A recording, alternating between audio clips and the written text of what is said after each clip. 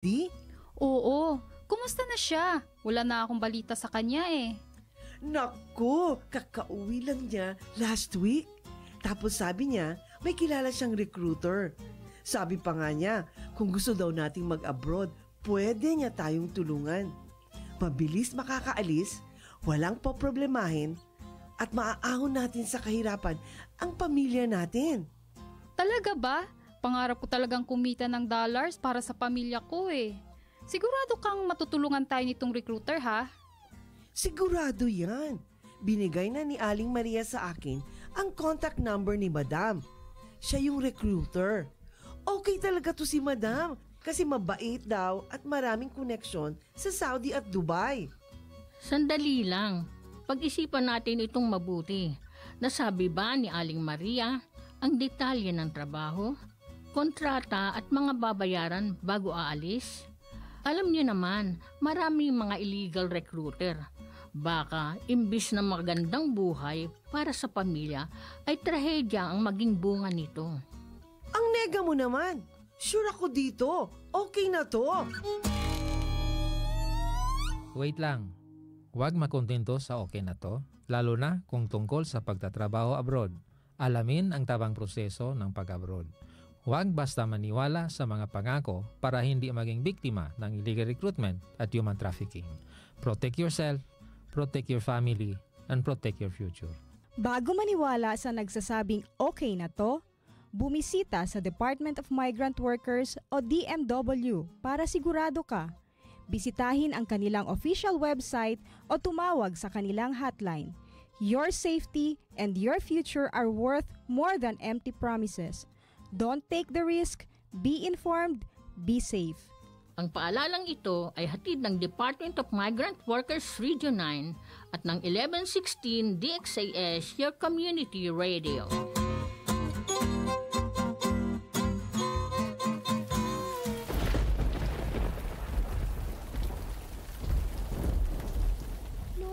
Natatakot ako sa malakas na ulog at kidlat. Tsaka baka magbaha dahil sa malakas na ulan. Huwag kang matakot, Apo. Napagandaan natin ang bagyo. Napaayos natin ang bubong, kaya hindi lilipa rin at wala lang tulo ng tubig. Na-charge ko na din po ang mga cellphone, mga flashlight at may extra battery na po. Meron na din tayong mga gamot kung sakaling may magkasakit. Pati may extra na din akong maintenance medicines. Lola, meron na din po tayong mga delata ng pagkain at inumin tubig. Very good, Apo. Yun emergency bag natin. Naka-ready na dyan para alam natin kung saan kukunin. Opo, Lola. Ready na. Makikinig din tayo sa mga balita at paalala ng barangay para alam natin ang ating gagawin. Siyempre, makikinig tayo sa 1116 DXAS, your community radio. Tama, lilipas din ang bagyo. Kaya huwag kang matakot. Dahil kahit anong bagyo ang dadaan, sigurado tayong kasama natin ang ating Panginoon. Halika, Apo, mag-pray tayo na maging safe lang ang lahat ngayong panahon ng bagyo. Ang paalalang ito ay hatid ng 1116 DXAS, your community radio. 1116 DXAS, your community radio. Kasama sa araw-araw, kakwentuhan, kaagapay, kaibigan, kabarangay. Ito ang radyo mo. 1116 DXAS, your community radio. 1116 DXAS, your community radio. Kayo ay nakikinig sa 1116 DXAS, your community radio. Kasapi sa kapisanan ng mga broadcaster ng Pilipinas.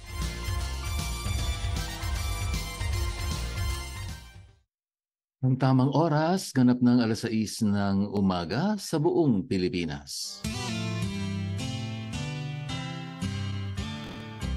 May harding mapananalangin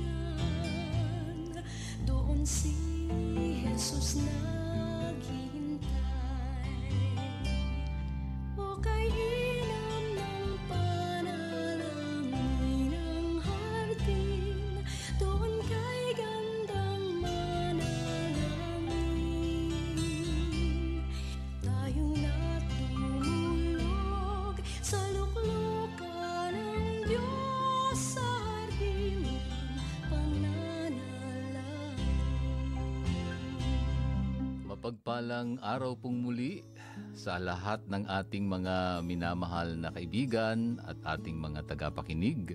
Kayo po ay patuloy na sumusubaybay dito sa ating programang Hardin ng Panalangin. Ako pong muli ang inyong kaibigang hardinero, Pastor Eman Aquino, na nagsasabing, every gising is a blessing.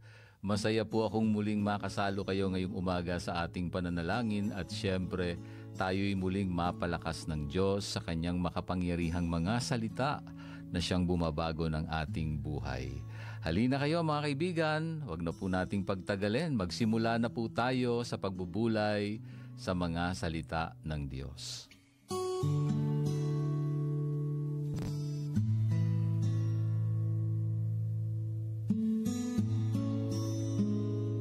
Samahan niyo po akong muling basahin ang ating pinagbubulayang bahagi ng Isaiah, Kapitulo 6. At sisimulan kong basahin muli sa talatang 1 hanggang 5. Bagaman yung ating binibigyang pansin ngayon ay yung versikulo 5. Pero sisimulan ko pa rin sa verse 1. Okay? So samahan niyo po ako. Ganito po ang sinasabi ng ating Panginoon. Isaiah Kapitulo 6, talatang 1 hanggang 5. Noong taon na mamatay si Haring Uzzias, nakita ko si Yahweh na nakaupo sa isang napakataas na trono. Ang laylayan ng kanyang kasuotan ay nakalatag sa buong templo. May mga serapin sa kanyang ulunan at ang bawat isa'y may 6 na pakpak. 2 ang nakatakip sa mukha, 2 sa mga paa, at 2 ang ginagamit sa paglipad. Sinasabi nila sa isa't isa ang ganito, Banal, banal, banal si Yahweh na makapangyarihan sa lahat. Ang buong daigdig ay puspos ng kanyang kaluwalhatian. Sa lakas ng kanilang tinig ay nayanig ang mga pundasyon ng templo at ang loob nito'y napuno ng puso. Sinabi ko, kawawa ako sapagkat ako'y isang makasalanan at mula sa isang lahing makasalanan. Mapapahamak ako sapagkat nakita ko ang hari, si Yahweh, ang makapangyarihan sa lahat.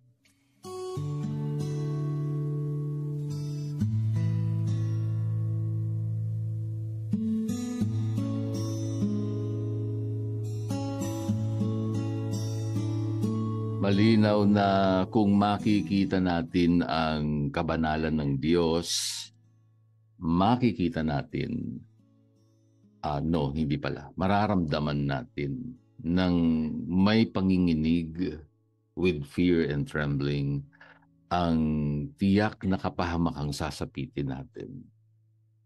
Yan yung ipinapakita sa atin ng salita ng Panginoon. Ito ay ilang panahon na rin natin, mga mahigit 1 buwan na sa serye ng Open My Eyes, Lord. At mahalagang hindi lamang makita natin ng malinaw ang Diyos sa kanyang mga salita, kundi makita rin natin yung ating mga sarili. At kung makikita nga natin ng malinaw ang Diyos, mararamdaman natin ng may panginginig pa nga with fear and trembling. Yung tiyak na kapahamakang sasapitin natin. Nang makita ni Isaiah ang kaningningan ng Diyos at marinig niya yung dumadagundong niyang boses, sinabi niya, and try to imagine na baka hindi nga niya ito masabi ng maayos Uutal-utal at nanginginig sa takot. Yung tinatawag ni R.C. Sproul na the trauma of holiness. Kung nakikita mo ito ng maliwanag, parang katulad din ni Isaiah at siguro nauutal pa nga, kahabag-habag ako. Sabi niya, ako'y napahamak. Isaiah chapter 6 verse 4 sa MBB version. Mapapahamak ako. Sa ASV, ang salita ng Diyos, tiyak na mapapahamak ako. Tama naman, di ba? Pero yung force ng literal na translation, parang nangyari na. Hindi yung may possibility pa lang as parang hindi pa, but as good as done. Napahamak ruined, sabi ng CSB version, undone sa King James version, and destroyed, no, yung ginamit na salita sa net version, no. Sure na mangyayari, ibig sabihin parang maganda yung sinabi sa New Living Translation, it's all over, I am doomed. Maraming mga ganyang instances sa scripture. Tulad po nitong si Manoah na tatay ni Samson, kung maaalala niyo po sa Judges chapter 13 verse 22. Sabi niya ron, tiyak na tayo'y mamamatay sapagkat ating nakita ang Diyos. Well, tiyak ang kamatayan. You will surely die, sabi nga po niya kay Adan kapag sumuway siya sa Diyos, di ba? Narinig natin ang Diyos sa Genesis. Well, of course, unless God will choose to extend His mercy, di ba? Yun lang naman ang dahilan kaya nagpapatuloy ang buhay. Well, hindi ang Diyos ang dapat sisihin. Bakit ganito ang epekto ng pagtingin at paglapit sa presensya ng Diyos? Siya ang nagbigay ng buhay sa atin at syempre gusto niya maging life-giving at life-building at hindi life-threatening itong vision, no, of His glory para sa atin. Kung tutuusin, hindi naman ito yung original na disenyo ng Diyos. Ang pagkakamali, ang dapat sisihin ay syempre tayong mga tao. Kasalanan natin. Nasa atin ang problema. Sabi ng Romans 6:23, the wages of sin is death. Ito yung mga tingin ko mahahalagang katotohanan na hindi dapat nakakalimutan, yung patungkol sa kasalanan natin at kapighati ang dulot nito. Kung kayo ay pupunta doon sa tinatawag na Heidelberg Catechism, may mga katanungan patungkol dito. Ito yung isa na may encounter natin. Hahayaan ba ng Diyos na ang gayong pagsuway at pagre-rebelde ay hindi mapaparusahan? Ang sagot po hindi. Siya ay lubhang galit sa ating orihinal, pati na ang mga nagawang kasalanan. Lalapatan niya ng kaukulang parusa sa kasalukuyang buhay ngayon at sa kabilang buhay ang lahat ng mga ito ayon sa kanyang makatarungang hatol. Ipinahayag niya sa kasulatan, sumpain ang hindi tumutupad sa lahat ng nasusulat sa aklat ng kautusan. Isa pang tanong ay, hindi ba mahabagin ang Diyos? O hindi ba mahabagin din ang Diyos? Well, totoong mahabagin ng Diyos, ngunit makatarungan din po siya. Hinihingi ng kanyang katarungan na ang kasalanan na nagawa laban sa kataas-taasang Diyos ay nararapat na mahatulan ng pinakamatinding parusa. Kaparusahang walang hanggan para sa katawan at kaluluwa. Huwag niyong iisipin na kaluluwa na lang forever. Hindi, magkakaroon pa rin ng katawan, no? At walang hanggang kaparusahan. Kung magiging malinaw sa ating lahat ito, sinasabi dito na ito yung kamatayang tiyak na sasapitin nating lahat dahil sa tindi ng kasalanan natin. Ganun ang ating kalagayan kung wala si Jesus sa ating buhay. Kamatayan ng katawan at kaparusahang walang hanggan sa lawa ng apoy, alam po ito ni Isaiah, no? Pero nakakalungkot lang, maraming tao ngayon, mga tao ngayon ang parang nabumuhay araw-araw na normal lang na, in denial of this terrible reality tungkol sa tindi ng parusa ng Diyos. Parang sige lang, tuloy lang ang buhay, no? Patuloy lang sa gawa ng kasamaan kasi parang hindi nga nila, no, or hindi siguro alam, no, na mayroong ganitong kaparusahan ng Diyos. Or hindi siguro kasi nila nakikita ng malinaw kung sino ang Diyos. O kaya pinipili lang nila kung ano ang gustong paniwalaan o gusto nilang pakinggan tungkol sa Diyos, di ba? At hindi rin nila nakikita na ganito nga katindi ang parusa ng Diyos dahil ganito kagrabe ang kasalanan natin. So yan yung dahilan kung bakit nasabi ni Isaiah na napahamak siya, di ba? Kasi, marumi siya dahil sa kasalanan. Alam niya yun. Hindi niya tinatanggi. Hindi siya qualified na lumapit sa isang banal na Diyos. Hindi siya qualified to represent this holy God to His unholy people. No? Kaya nga sabi ng Psalm chapter 24, no? verses 3 and 4, sino ang karapat dapat umakyat sa bundok ng Panginoon? At sino ang maaaring tumungtong sa kanyang banal na templo? Makatutungtong ang may matuwid na pamumuhay at malinis na puso, ang hindi sumasamba sa Diyos-Diyosan at ang hindi sumusumpa ng kasinungalingan. Ang tanong, matuwid ba ang pamumuhay ni Isaiah? Malinis ba ang puso niya? Karapat-dapat ba siya? Well, kung ibang tao siguro ang huhusga o kung tayo ang tatanungin, baka sabihin pa natin, yes, oo, propeta kung ikukumpara naman sa iba, di ba? Pero, si Isaiah na mismo nagsabi, kahabag-habag ako. Ako'y napahamak sapagkat ako'y lalaking may maruruming labi at ako'y naninirahan sa gitna ng bayan na may maruruming labi, sabi ng versikulo 5. Kung mataas ang pagtingin niya sa sarili niya, pwede niyang sabihin sa mga tao nung panahong yun, tingnan niyo ang Diyos, banal siya, makasalanan kayo, lagot kayong lahat. Pwedeng ganun di po ba? Kung minsan ganun nga din yung nababanggit natin, di po ba? Kapag nakikita natin ang sobrang kasamaan na ng mga tao sa ating gobyerno, ganun din, di ba? Hindi mo maiwasan na talagang pwede lang parusahan na sila ng Panginoon. Pero of course, sinabi din naman ni Isaiah, di ba, na ako'y naninirahan sa gitna ng bayan na may maruruming labi. At ito nga ang dahilan. Kaya kailangan ng propeta na katulad niya to speak God's words of judgment sa kanila. Now, kung tayo yun, at makita natin na bagsak din yung iba, no? Siyempre, halimbawa lang, bagsak din naman yung iba. Medyo, siyempre gagaan yung pakiramdam natin kasi hindi lang tayo ang bagsak, di ba? Halimbawa, sa klase, sa eskwelahan, estudyante ka, bagsak ka sa math. Kung ikaw lang ang bagsak, grabe yan, no? Ibang klaseng pakiramdam yan. Pero kung lahat naman bagsak, baka medyo gumaan ang pakiramdam mo, lalo na kung maawa ang teacher mo at mag-grade sa curve para, makapasa doon yung iba, no? Pero kung hindi, bagsak ka pa rin.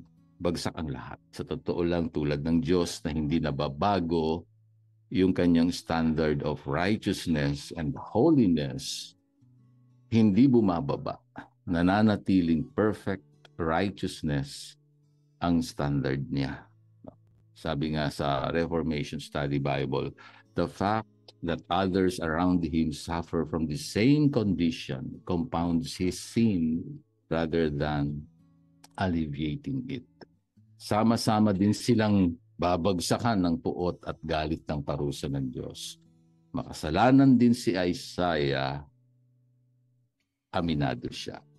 At sana nga itong panahon ng Kapaskuhan, maalala po natin kung gaano kalaki ang pagmamahal ng Diyos sa ating mga makasalanan at sana yung naiintindihan na rin natin ngayon, gaano nga po ba kagrabe ang kasalanan natin sa harapan ng Diyos na nung inialay ni Jesus ang kanyang buhay para sa atin. Tandaan niyo po, hindi lang siya nanatiling sanggol. Hindi lamang siya ipinanganak. Kaya mapalad ng mga Tagalog kasi dalawa ang Pasko namin. Pasko ng kapanganakan at Pasko ng pagkabuhay. Dalawang beses nagpapasko. At yun ay paalala sa atin na meron tayong tagapagligtas na nag-alay ng kanyang buhay upang akuin yung parusang dapat tayo ang tumanggap. At maaari mong tanggapin ang kapatawaran ng Diyos sa iyong mga kasalanan kung ikaw ay sasampalataya kay Jesus at gagawin mo siyang Panginoon at tagapagligtas ng iyong buhay. Ako po muli ang inyong hardinerong nagpapaalala, Pastor Eman Aquino. Pinagpala na po ng Diyos, mga salita niyang tinanggap po natin.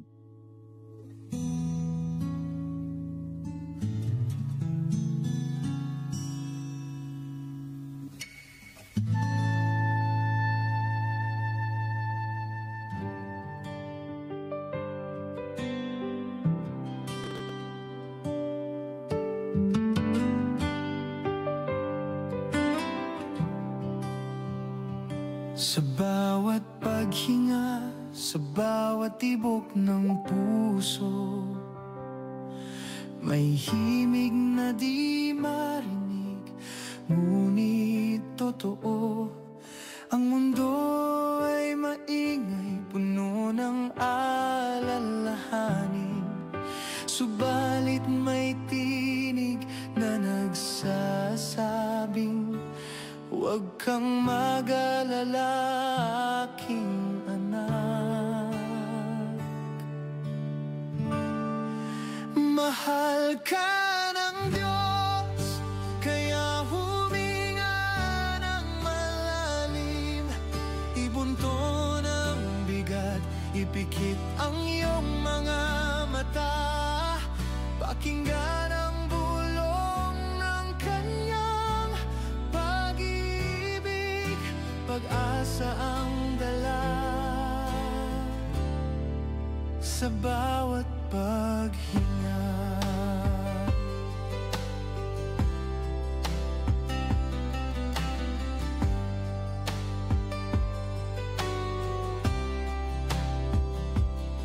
May mga araw na madilim at puno ng kalungkutan, parang walang liwanag, walang makapitan. Subalit ang kanyang pangako ay tunay at totoo, ang kanyang pagmamahal laging sariwa at bago. Mahal ka ng Diyos, kaya huminga ng malalim, ibunto ng bigat, ipikit ang iyong mga mata, pakinggan ang bulong ng kanyang pag-ibig, pag-asa ang dala sa bawat paghinga. Kaya't sa bawat pagod, sa bawat pagsubok na dumating,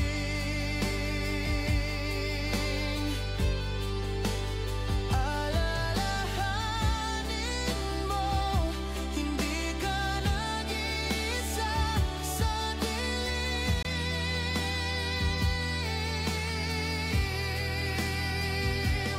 May nagmamahal sa'yo na higit pa sa lahat. Mahal ka ng Diyos, kaya huminga ng malalim, ibunto ng bigat, ipikit ang iyong mga mata, pakinggan ang bulong ng kanyang pag-ibig, pag-asa ang dala sa bawat paghinga. Mahal ka ng Diyos, huminga ng malalim, at manatili sa kanyang pag-ibig. Mahal ka ng Diyos, huminga ng malalim.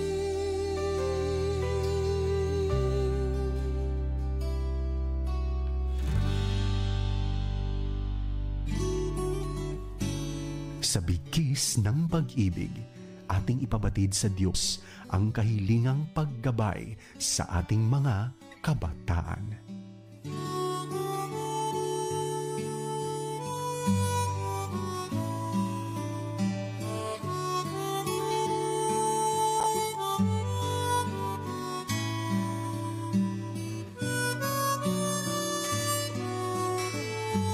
Mapagpalang Ama na nasa langit, kami ay nagagalak na laging isipin kung gaano mong minahal ang isang taong katulad po namin na makasalanan. Grabe ang kasalanan. Pero sa biyaya mo, Panginoon, umiral ang pagmamahal mo sa lahat ng tao. Ibinigay mo si Jesus upang maging kabayaran ng aming mga pagkakasala. Salamat po dahil hanggang ngayon nananatili po yung awa mo sa maraming tao at nais naming idalangin ang aming mga kababayan, lalo na ang mga kabataan, ang Gen Z. Generation na ito ay nangangailangan sa iyo, Panginoon. Ikaw ay kanilang patuloy na dalangin kong makatagpo. Sa bawat araw ng kanilang buhay, marami silang mga tanong na importanteng matugunan at sa iyong mga salita ay may kasagutan. Salamat po sa kapayapaan na ipinagkakaloob mo sa kanyang mga magulang. Dalangin po namin na sasamahan niyo ang bawat isa at tutulungan niyo, Panginoon. Dalangin ko si Ricardo, na stroke, si Kuya Rodolfo, nagkikimo naman.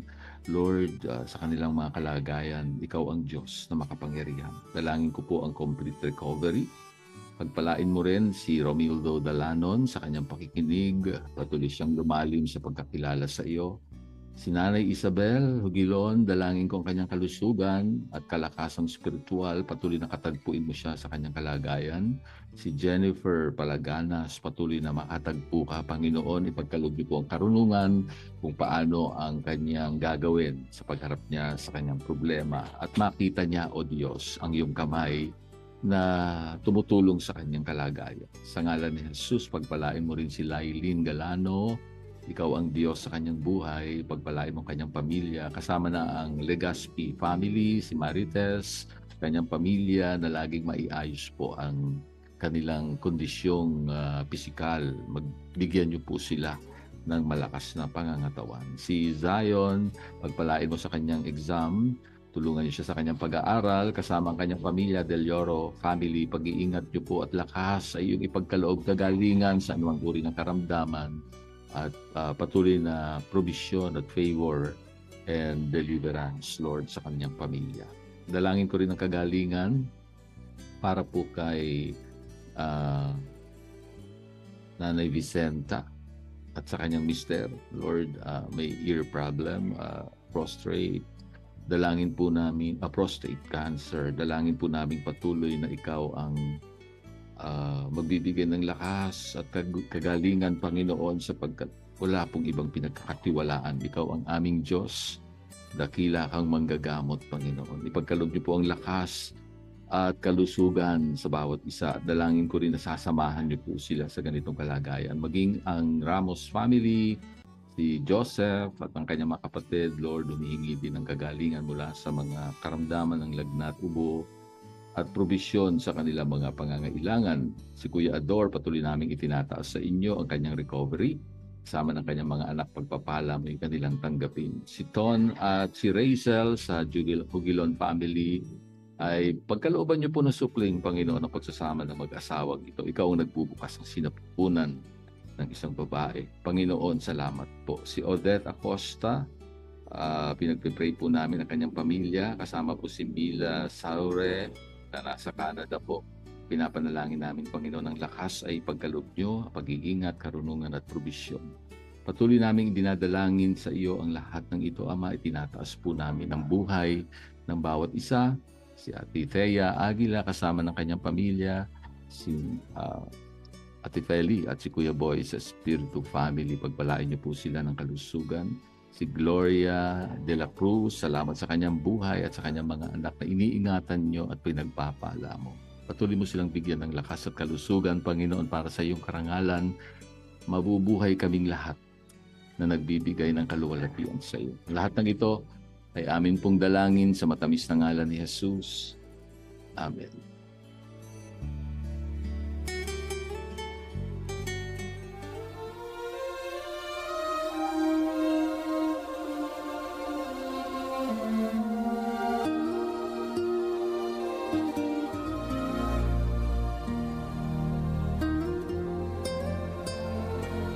Kagalakan po sa puso ko, mga kaibigan, ang maging lingkod ng Diyos sa inyong buhay dito pa rin sa Impilang 1116 DXAS, your community radio.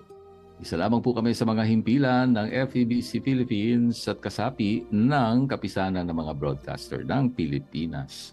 Kung nangangailangan po kayo ng panalangin at pagbisita sa inyong bahay, maaari nyo pong ipadalangin yung mensahe sa mobile number 0917-125-8201. Hanggang sa susunod pong muli sa parehong oras at himpilan pa rin. Maraming salamat po sa inyong pakikinig ngayong umaga at maraming salamat kay Robel Paulino at Rolando Alfonso na umaalalay sa atin sa bawat umaga. Ako po ang inyong hardinero, Pastor Eman Aquino. Paalala po muli sa lahat ng ating ginagawa, luwalhatiin natin ang Diyos.